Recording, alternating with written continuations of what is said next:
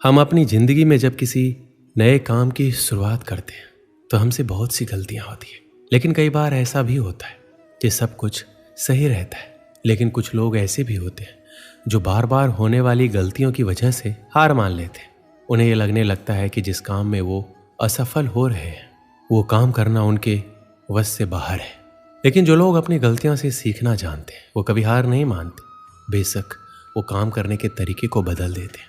हमें ये बात कभी नहीं भूलनी चाहिए कि किसी भी नए काम की शुरुआत कभी भी आसान नहीं होती और वक्त के साथ साथ हम सब कुछ सीख भी जाते हैं। हमें अपने आप पर विश्वास होना चाहिए कि हम जो काम कर रहे हैं उसमें हमें सफलता अवश्य मिलेगी। अगर हम कुछ नया सोच सकते हैं तो बेशक हम उसे कर भी सकते हैं, लेकिन उसके लिए हमें खुद पर विश्वास होना बहुत जरूरी है। शुरुआत में ही हर कोई सफल नहीं हो जाता। जो लोग अपने असफलता से कुछ सीखते हैं वे जिंदगी में बहुत आगे तक जाते हैं, और जो लोग अपने असफलता की वजह से पीछे हट जाते हैं वो लोग कभी आगे नहीं बढ़ पाते।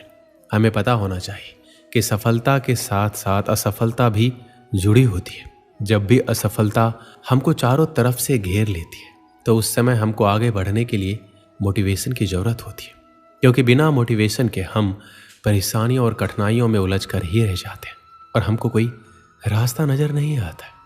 श्री कृष्ण कहते हैं, यदि आप जीवन में आगे बढ़ना चाहते हैं और सफलता को हासिल करना चाहते हैं तो आपके जीवन में लक्ष्य का होना बहुत ही जरूरी है, क्योंकि बिना लक्ष्य के आप अपने समय को बर्बाद करते हैं और आप किसी भी कार्य को बेहतर ढंग से नहीं कर पाते। यदि आप अपने लिए सही लक्ष्य का निर्धारण करते हैं तो आप अपने समय का बेहतर ढंग से सदुपयोग करते हैं सफलता को प्राप्त कर सकते हैं।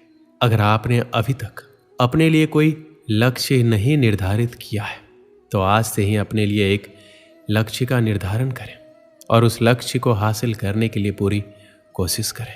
अगर आप अपने लिए बड़े लक्ष्य निर्धारित करते हैं तो उन लक्ष्यों को छोटे छोटे टुकड़ों के अंदर बांट लें और सबसे पहले छोटे लक्ष्य से कार्य करना शुरू करें, और कुछ समय बाद आप देखेंगे आप बड़े बड़े लक्ष्यों को भी आसानी से प्राप्त कर सकते हैं। श्री कृष्ण कहते हैं, यदि आप किसी भी काम को लेकर बहुत ही ज़्यादा चिंतित हैं तो आपके दिमाग में सिर्फ उस कार्य के बारे में ही विचार आते रहते हैं और उसकी वजह से आप सही और गलत फर्क नहीं कर पाते, जिसकी वजह से आपके लिए सही निर्णय लेना काफ़ी मुश्किल हो जाता है और आप उस समय के अंदर अपने लिए कुछ गलत निर्णय ले लेते हैं, जिसकी वजह से आप कभी भी सफलता को हासिल नहीं कर पाते।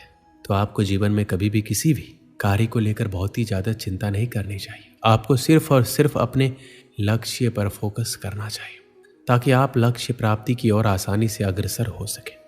श्री कृष्ण कहते हैं, यदि आप जीवन के अंदर सफलता को हासिल करना चाहते हैं तो आपको एक बात हमेशा याद रखनी है, आपको हमेशा अपने दिल की सुननी चाहिए और उस कार्य को दिमाग से करना चाहिए।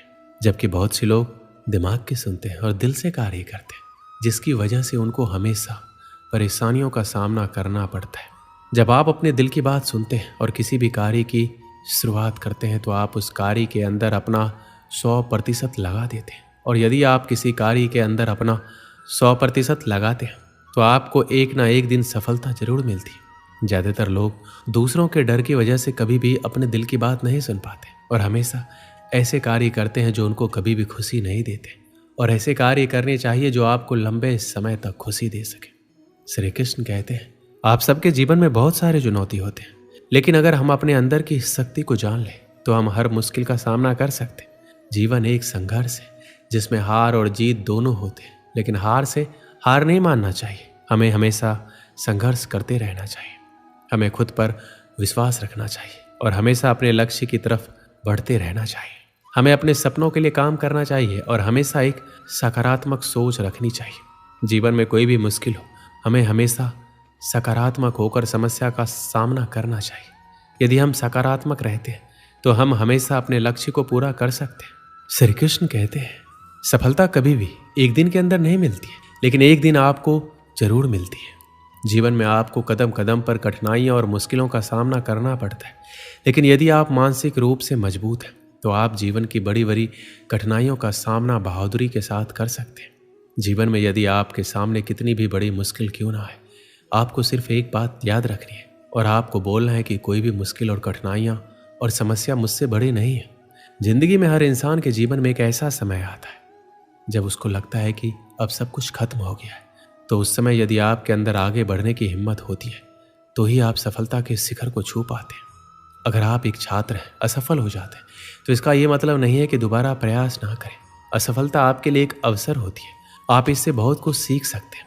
इससे आप अधिक समझदार बनेंगे और अपनी सफलता की राह को बेहतर ढंग से समझेंगे। अपने आप को माने और दूसरों के बारे में सोचना बंद करें। अपने आप को उन सफल लोगों से तुलना ना करें जो आपकी उम्र से कई गुना ज़्यादा सफल हो चुके हैं। आपका मार्ग आपका होता है और आपको उसी के अनुसार आगे बढ़ना चाहिए। अपने लक्ष्य को समझें और उसे पाने के लिए मेहनत करें। लक्ष्य स्पष्ट होना चाहिए और उसके लिए आपके पास एक योजना होनी चाहिए। सफल होने के लिए आपको अपने आप पर भरोसा होना चाहिए। आपको अपनी क्षमताओं पर विश्वास होना चाहिए। आपके पास साधन न होने की वजह से आप असफल नहीं हो सकते। आपकी सफलता आपके अंदर होने वाले विश्वास पर निर्भर करती है। और अंत में मैं ये कहना चाहूँगा कि आप सफल हो सकते हैं। आपकी सफलता आपके उत्साह, मेहनत और विश्वास पर निर्भर करती है। अपनी सोच और कार्यों में सकारात्मक रहें और अपने लक्ष्य की ओर अग्रसर रहें। बहुत समय पहले की बात है। भारत के सुदूर दक्षिण में एक छोटा सा राज्य स्थित था। राजा द्वारा राज्य का संचालन शांतिपूर्वक हो रहा था। एक दिन अचानक उसे खबर मिली कि एक बड़े राज्य की सेना की एक बड़ी टुकड़ी उसके राज्य पर आक्रमण के लिए आगे बढ़ रही है। वो घबरा गया क्योंकि उसके पास उतना सैन्य बल नहीं था जो उतनी बड़ी सेना का सामना कर सके। उसने सेनापति को बुलाया। सेनापति ने पहले ही हाथ खड़े कर दिए। वह बोला, महाराज, इस युद्ध में हमारी हार निश्चित है। इतनी बड़ी सेना के सामने हमारी सेना टिक नहीं पाएगी, इसलिए इस युद्ध को लड़ने का कोई औचित्य नहीं है। हमें अपने सैनिकों के प्राण गंवाने के बजाय पहले ही हार स्वीकार कर लेनी चाहिए। सेनापति की बात सुनकर राजा बहुत निराश हुआ। उसकी चिंता और बढ़ गई। उसे समझ नहीं आ रहा था कि क्या करें क्या ना करें। अपनी चिंता से छुटकारा पाने के लिए वह राज्य के संत के पास गया। संत को उसने पूरी स्थिति से अवगत कराया और बताया कि सेनापति ने युद्ध के पहले ही हाथ खींच लिया है। यह सुनकर संत बोले, राजन, ऐसे सेनापति को तुरंत उसके पद से हटाकर कारागृह में डाल देना चाहिए। ऐसा सेनापति जो बिना लड़े हार मान रहा है, उसे सेना का नेतृत्व करने का कोई अधिकार नहीं है। किंतु गुरुवर, यदि मैंने उसे कारागृह में डाल दिया तो सेना का नेतृत्व कौन करेगा? संत बोला, राजन, तुम्हारी सेना का नेतृत्व मैं करूंगा। राजा सोच में पड़ गया कि संत युद्ध कैसे लड़ेंगे। उसने कभी युद्ध नहीं किया, किंतु कोई विकल्प ना देख उसने संत की बात मान ली और अपनी सेना का सेनापति बना दिया। सेनापति बनने के बाद संत ने सेना की कमान संभाल ली और सेना के साथ युद्ध के लिए तैयार कर दिया। रास्ते में एक मंदिर पड़ा। मंदिर के सामने संत ने सेना को रोका और सैनिकों से बोला, यहाँ कुछ देर रुको, मैं मंदिर में जाकर ईश्वर से पूछ कर आता हूँ, हमें युद्ध में विजय प्राप्त होगी या नहीं। ये सुन सैनिकों ने चकित होकर पूछा, मंदिर में तो भगवान की पत्थर की मूर्ति है, वह कैसे बोलेगी? इस पर सेना की कमान संभाल रहे संत ने कहा, मैंने अपनी सारी उम्र दैवीय शक्तियों से वार्तालाप किया है, इसलिए मैं ईश्वर से बात कर लूंगा। तुम लोग यही रुककर मेरी प्रतीक्षा करो। ये कहकर संत मंदिर में चले गए। कुछ देर बाद जब वापस लौटे तो सैनिकों ने पूछा, ईश्वर ने क्या कहा? संत ने उत्तर दिया, ईश्वर ने कहा, यदि रात में इस मंदिर में कोई प्रकाश दिखाई पड़े तो हमारी विजय निश्चित है। पूरी सेना रात होने की प्रतीक्षा करने लगी। रात हुई, मंदिर में उन्हें प्रकाश दिखाई पड़ा। यह देख सेना खुशी से झूम उठी।